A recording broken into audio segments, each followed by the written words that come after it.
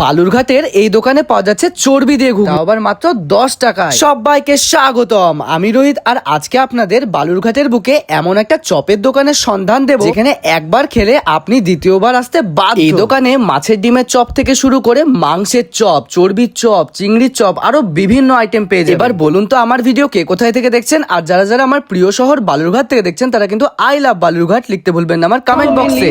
ওই ঘুগনি যেটা পাওয়া যায় তার মধ্যে চর্বি দেওয়া, এটা তো বেশ ফেমাস, একটু দেখানো যাবে? একটু দেখি। আচ্ছা, এর মধ্যে তেল দেওয়া আছে নাকি? একটু দেখি। এই যে খাসির তেল। আচ্ছা আচ্ছা, বেশ বেশ। আর কি কি চপ পাওয়া যাবে এখানে?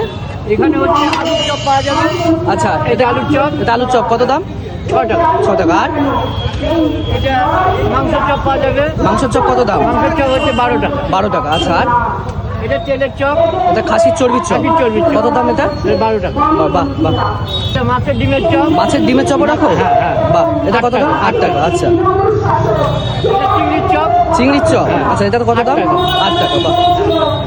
আর বাদ পেঁয়াজি আছে। পেঁয়াজি আছে। আচ্ছা, সপ্তাহে কি 7 দিনই খোলা থাকে? সপ্তাহে 7 দিন খোলা থাকে। আচ্ছা, আর লোকেশনটা কোথায়, তুমি কোথায় বসো? বিশ্বকারা মোড়। হ্যাঁ, শোরুমের পাশে।